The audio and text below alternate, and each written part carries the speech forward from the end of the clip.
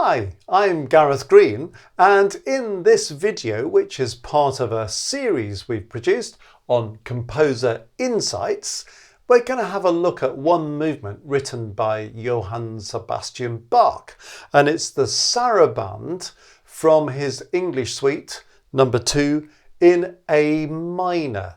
And it's just giving you a flavour of the thing. It goes like this.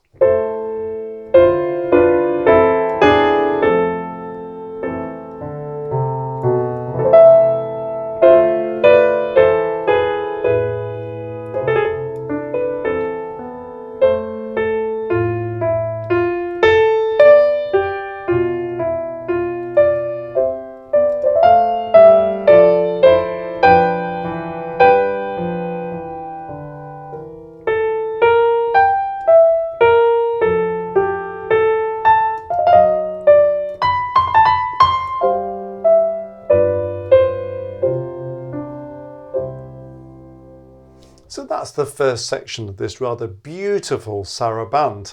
And as you can hear, it's such a gorgeous piece of music, isn't it?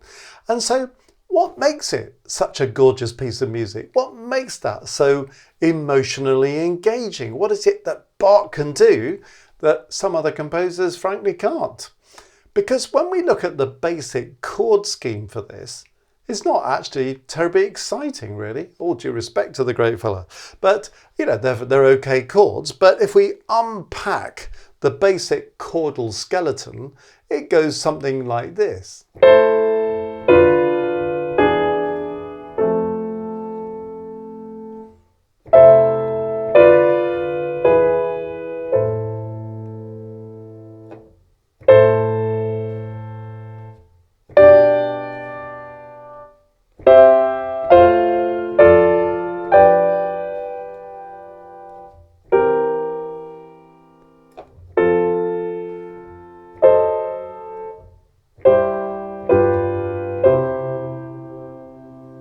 It's okay, isn't it? But it's not terribly exciting. You know, if somebody were to play that to you as a piece of music, well, you'd probably move on pretty quickly, wouldn't you?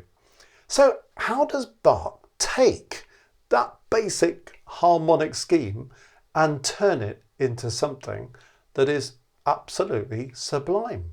Well, really, it's all about the way he decides to ornament the basic scheme. So let's have a look at this score and see what's going on. In the first bar, the chord outline, we're in the key of A minor, is 1, 2B, 5, 7. So what does he do? He starts with the chord 1, fair enough, and then immediately suspends some notes from the first chord into the second. So you see how that E and the C in the right hand are dissonant. So you hear this E, F and C, D. So it's a very dissonant moment, isn't it? You've got C, D, E and F all sounding at the same time. Not really something you expect from a Baroque composer, but the way he spaced the chord makes it work beautifully. So he suspended those two notes to create that wonderful moment of tension that then resolves into that 2B chord that we outlined a moment before.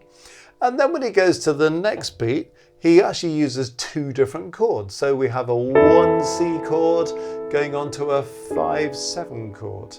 So the whole first bar suddenly turns from just this into this.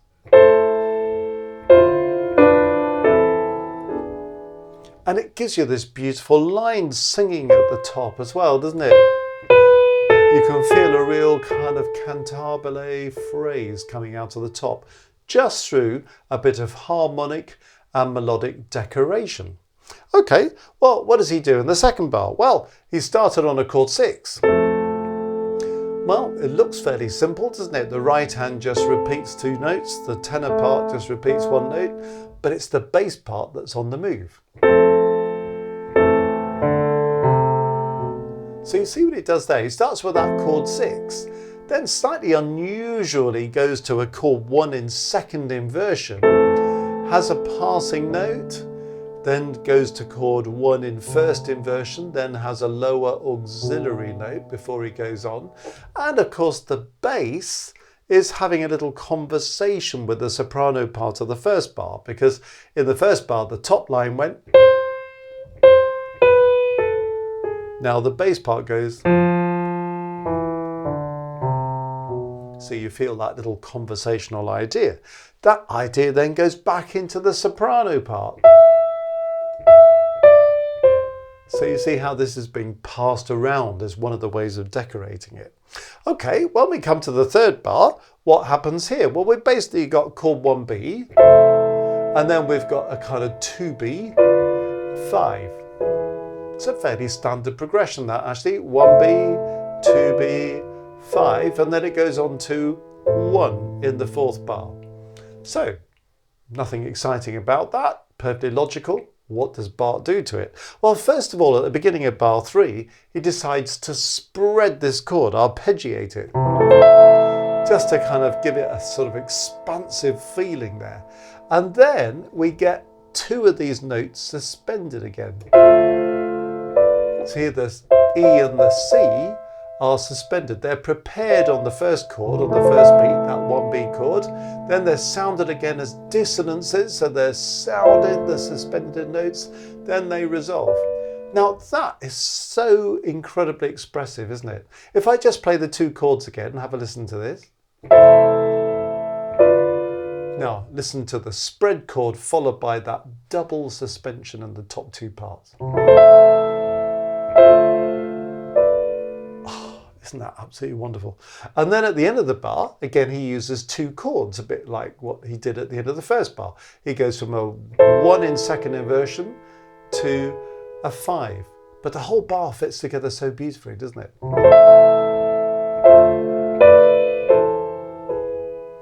And then the next bar is just basically a chord 1, and the bass is just coming up the chord.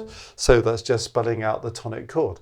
But what does he do now? Well, he kind of suspends 2 notes from the end of bar 3 into bar 4, again creating a whole pile of dissonance, because we get G sharp, A and B all in the same chord. If you hear that chord, you wouldn't think it was Baroque music, would you? It feels like something quite modern.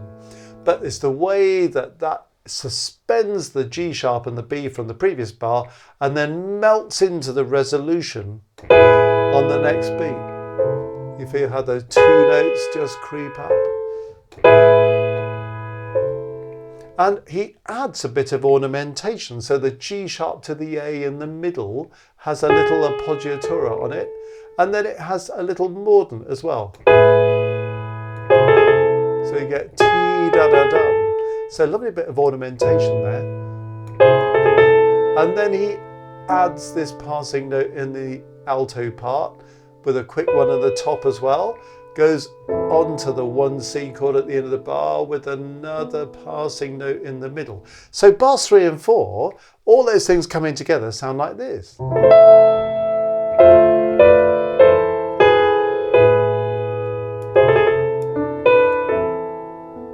Wonderful stuff, isn't it? And then he takes a slightly simpler view of the next 2 bars. We had these big chords. Now we just slip into 2 parts, which is a lovely way of varying the texture. And basically, well, we've got this chord. Not terribly exciting, but notice how Bach combines a mixture of harmony notes, notes that belong to the chord, with some decorative notes to make a right-hand melody that really sings, and presents the first of these 2 bars again in the next bar in sequence. Everything just goes up a note.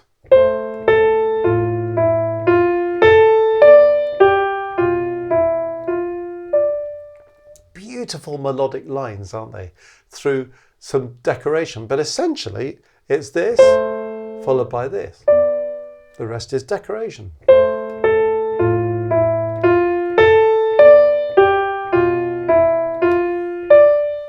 And also he's modulating. We started in A minor, now he's pushing towards C major. So when we hear the next chord, we suddenly hear that kind of moment of illumination as we go into the relative major key of C major. Okay, now what does he do in the next bar? Well, you know, the basic outline is that to this, to this. Again, fairly plain, perfectly all right, but look what he does to it.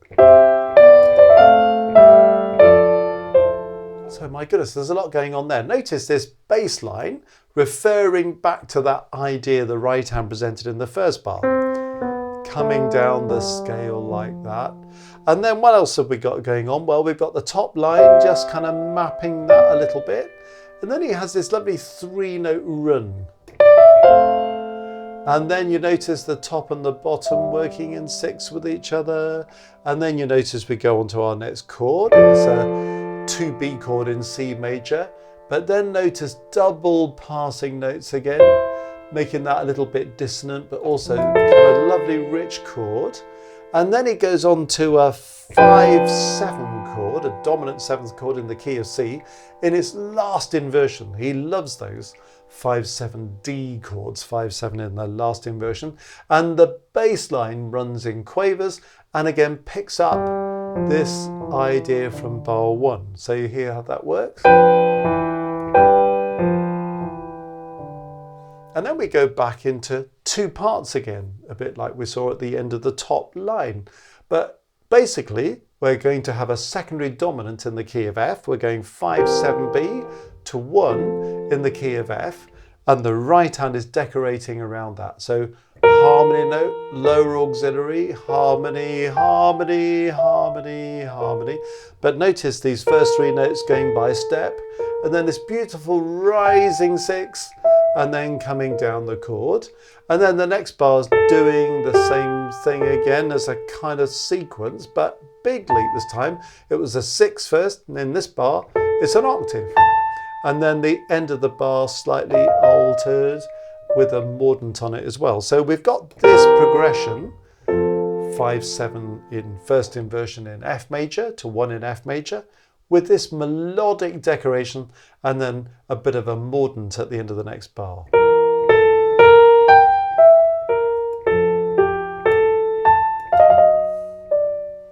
And you see how that's wonderfully expressive again, isn't it? And the E flat D is kind of emotionally telling, isn't it?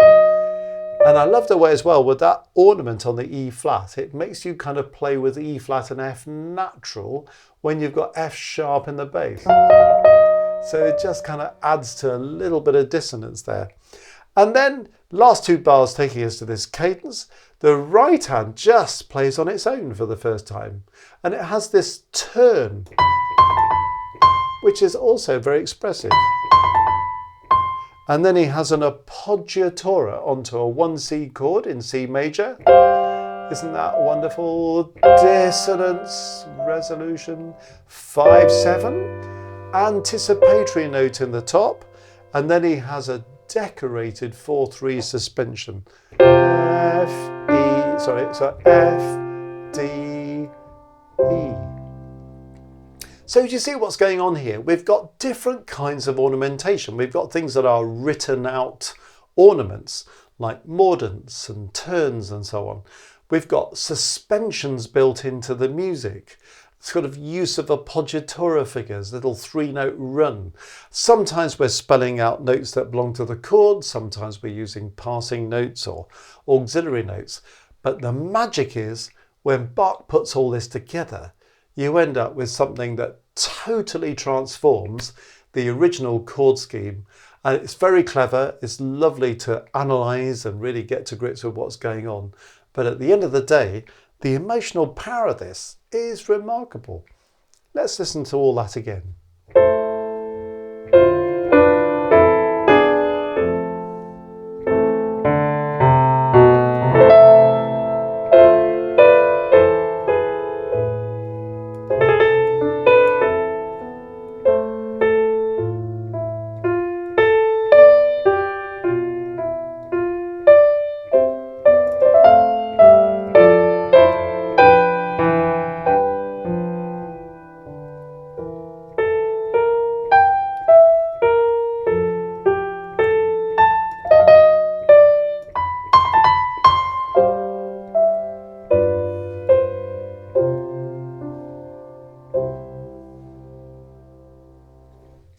that's just the first section of one movement of this glorious music.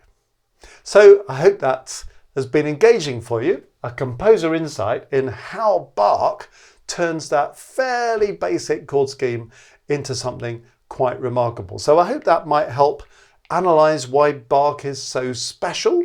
You'll be able to apply that to other bits of Bach as well. Hopefully it's also a useful tool for performers really wanting to get behind what's going on in the music. What do we need to draw out in the interpretation? Well, there are lots of different ways of playing what I've just played, but what I've tried to play is an interpretation that brings out the things that we've just talked about. So, enjoy listening to Bach, and I hope you've enjoyed listening to that composer insight. And if you want to go a bit further with this kind of analysis and really get to the core of what's going on in music, have a look at our website, www.mmcourses.co.uk, and for example, you'll find a couple of courses on musical analysis there. One course analysing Beethoven's Pathetique Piano Sonata, and another course analysing a prelude and fugue from Bach's 48 Preludes and Fugues. And there are other courses there that may be helpful to you as well. Or if you fancy getting together with other like-minded musicians once a month, have a think about joining our Maestros program. Lots of perks involved if you join up as a maestro, but one of them is monthly live streams where we really examine some music, get to grips with what's going on, a whole range of different composers. And we also have an opportunity for composers, for performers, arrangers, people doing harmony, to share their work and to receive some evaluation and support from other members of the group as well. So if that's something that interests you, have a look at that. There's a link on the homepage of the website that will take you to Maestros.